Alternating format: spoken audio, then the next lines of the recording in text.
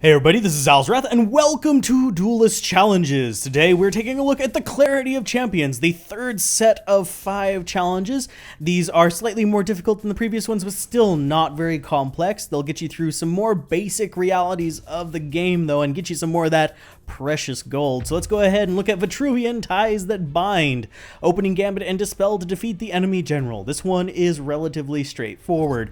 Generally speaking, we have a general with 2 life, we have 15 life. Don't know what he would do to us to kill us in one turn, but we have to beat him in this one turn nonetheless. Now this guy right here, you do want to recognize. If he dies, he summons a 3/2 Ghost Wolf on this place. So even if we kill him, it's just going to be another guy right there. Our current spells are Dancing Blades, which deals 3 damage to any minion in front of this. Only minions. It does not deal it to generals, so don't think you can just, punch this and summon. You need to dispel the guy first, which we have Siphon Energy sitting here perfectly for. It's a 0-cost spell. We are, of course, going to drop the Dispel on the Fenrir Warmaster, which will remove his ability. These walls are just for show, for those of you that are wondering. It's to bait you into using the Dancing Blades on the hero and learn that it doesn't work there. But let's go ahead and drop the Dancing Blades right here. It'll attack and kill the Fenrir Warmaster. He doesn't have any abilities on him because he's been dispelled. It's going to kill him off, and we'll be able to just walk forward, kill the general here, boom, and smack. It wouldn't work if you just killed that guy with your hero and then dropped this, because it wouldn't hit the hero. So we're killing the hero off. That's going to be the end of the first challenge. Pretty straightforward, don't you think? Some of these are a little less straightforward than that, but not this next one. No, we're going back into Clarity of Champions for the Alluring Demise. We use enemy displacement to defeat the enemy general. This one is a 5 gold reward one. As you can tell, it's not going to be too difficult, but simply put, we have Grasp of Agony, we have Demonic Allure, and we have a 3-life enemy hero, so we can pretty much place things where they want. Demonic Allure moves a minion to anywhere on the battlefield and deals 1 damage to it. Teleports it to any space that you want. And Grasp of Agony causes that minion to deal 3 damage to everything around it. Now you'd think, oh, we could just do it to the Pyromancer, kill it with the ability and then slash stuff, but no. If you try to use the Demonic Allure on the Pyromancer, it'll just die. If you try to use it on the Sandhowlers, you'll realize it cannot be targeted by enemy spells. This Komodo Charger is there for a reason. It's to be used against these guys. Let's go ahead and drop a Grasp of Agony on it. Let's Demonic Allure this guy to the middle of everybody just for the satisfying crunch of death, and we shall move forward and we will kill the poor Komodo Charger, and it will kill off every single thing around it. And that is going to be the second challenge done. You'll be 5 gold richer, which is absolutely lovely.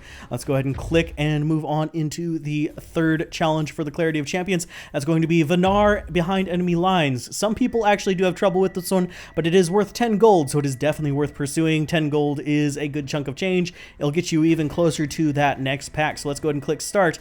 In this one, we've got to deal 14 damage to Kalios Zahn, which is a rather significant amount of damage. You're not going to do that with the allies that you have in your bar. You have Hearth's Sister, which switches positions with any other minion. You could summon it and move the Provoke guy around if you really wanted to, but we're not going to do that. Instead, we want to be moving around our Frosthorn Rhino. Our Frosthorn Rhino has Infiltrate, where it gains +1 attack, and it gains Celerity on Infiltrate.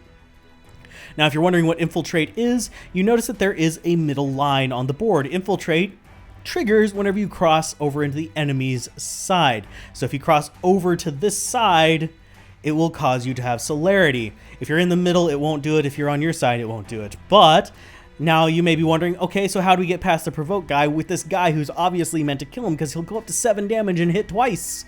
Well, it's not too bad, actually. We go ahead and move up next to the Fireblazer, which is provoking us. We can't move. Let's go ahead and use this cheap-ass Swamp Entangler to kind of give us a little distance away. And then you realize, hey, Provoke only works on these surrounding squares. So if we drop the Hearth Sister up here, we can move this down, drop it on our ally, and transfer positions. Now, where you move next is very important. This is the only location you can move and actually finish this one. If you move up here, you're not going to be able to attack. If you move down here, you're going to be provoked. So you got to move to this corner right here. You will attack. Where you move next, or if you even move again, doesn't matter. You just kill off the Songhai champion, and that is that. Teleporting past the provoke is very important there, and we get another victory. That one has stumped a few people that I've seen, which is kind of sad, but it does happen. Lyonar, Honor of the Fallen, self-damage and unit sacrifice. This one is another one that has stumped a few people, but it's really not complicated.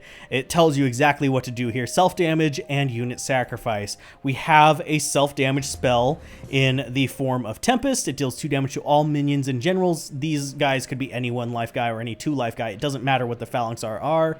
And you have Martyrdom, destroy any minion, restore that minion's health to its general. You don't want to give health to the enemy general, but you don't want to really lose any potential damage. So you want to move the Silver Guard Knight forward. You want to keep him in range of your Zeal effect, though, so he gets +2 attack. So you go ahead and smack Voth, the Immortal, and deal 3 damage to him. You're going to lose a little bit of life on this guy, but he still has 3 life. That's more than enough to survive a Tempest, because right now you're at 2 life. You still need to get a hit off on him as well.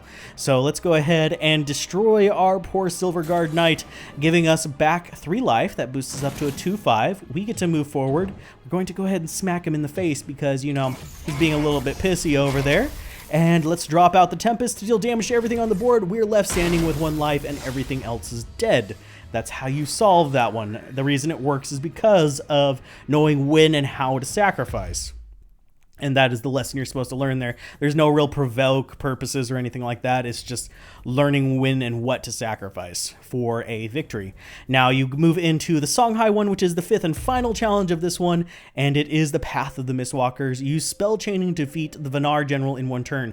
This is an important one for learning spell order. You have to also know what these spells do. We start with 4 things in hand. We can cast all of it, no problem. We've got a Gorehorn. He's a 3/3, and that is very important. And after he attacks, he gets +1/+1. That, however, is not important. What is important on his stats is the Backstab 2.